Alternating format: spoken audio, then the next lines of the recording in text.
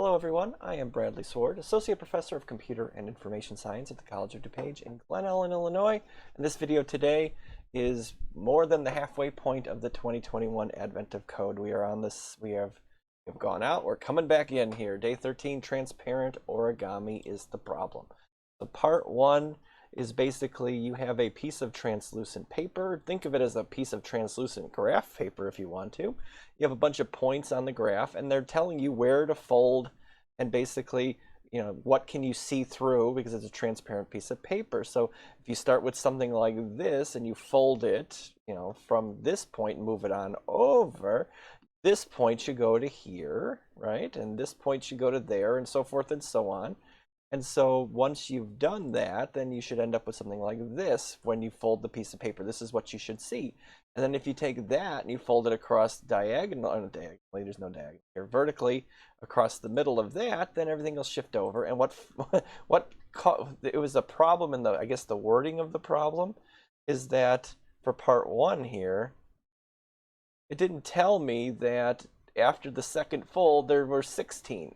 I saw the 17 and I go, how come I'm not getting 17 for both answers? And then I finally said, well, let me count this stupid stuff up, and this was 16. And then I knew I had the right stinking answer. So that is where we're going with part one. So part one is basically with my data set, how many points do I have? How many points to make up an image do I have after the first fold of so many of these things? So here is my code. It's not too long today, and oopsie, you can already see the answer to my part two if you want to see that.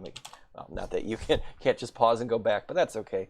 I've been talking for 2 whole solid minutes here, and I refuse to redo my video here. Okay, so let's talk about getting everything into the data set. So this time around, it took, and again, I am not 100% proud of this. I got it working, I hacked it. I know there's got to be 100 ways to do this better. But I got it working and I learned from this and it was fun and ready to move on. So let's see, here's my data set for the big giant thing here, all this data. And I want, until I hit this new line character here, I want to take everything, break it up into an X and a Y coordinate. That makes sense. And you might be tempted, especially with the sample data set you started with, to create like a 2-dimensional array. And you can get away with that, but I don't know what the maximum values of the x's and the y's are, but you're dealing with a 1,000,000 element array. And then how many calculations are you going to have to do to calculate if I want to cut down the middle and move everything around? That's a lot of calculations. But in this case, if you think of it as a set instead of a list or a vector, however, depending on the language you're coming from, that I can process 958 points a hell of a lot faster than I can process 1,000,000 or more. Maybe a couple million or whatever it is. So that's where I'm going from. This is what this is doing here. I'm setting up a set for my data of XY points, and what I learned is you can't put a list into a set because of just the way that the data is, you know, the data is stored under the hood. So, but you can't, because you can't modify the data inside of a set, but you can use a tuple, and a tuple is a read-only list. There probably are other things that go with it, but that's what a tuple is. So I'm putting all of those tuples in for every point, and then when I get to the end, then I process this data and I just say, hey, give me a list x, you know, cross this, go between this equal sign, give me the string here for x, and then give me the value for where the fold is going to go. So at the end of the day, I have 2 pieces of data. I have the data itself, as much, I could probably call it points, but I didn't do that. It's called data. And then the folds themselves stored as a list of lists.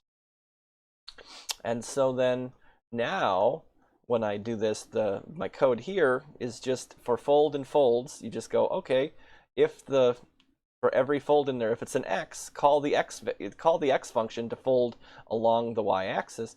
And if it's the other way around, if it's y, call it so I can fold it along the y-axis around a horizontal line.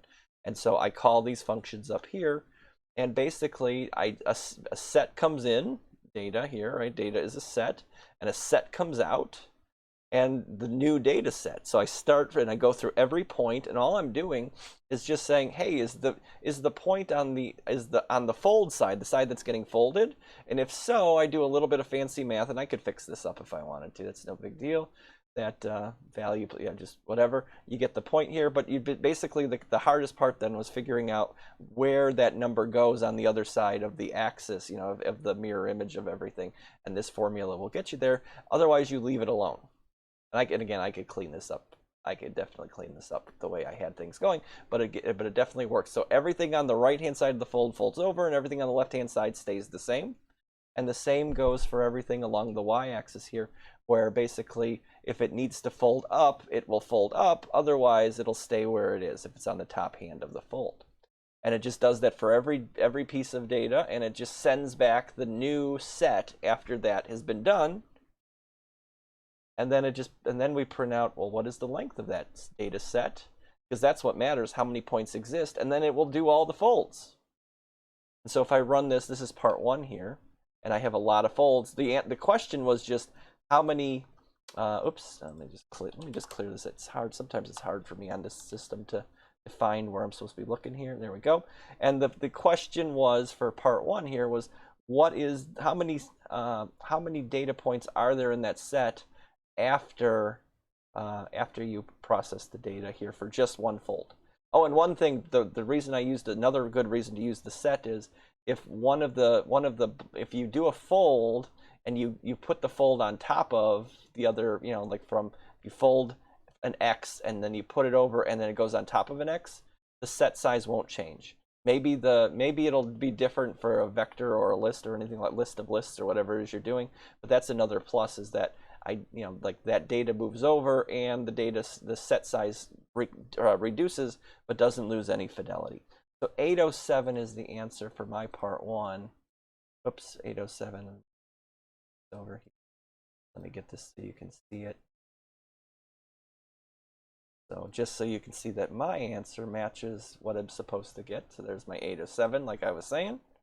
That matches the first data point, and then it shows you how many data points is, and it just does everything down to there's 98 points.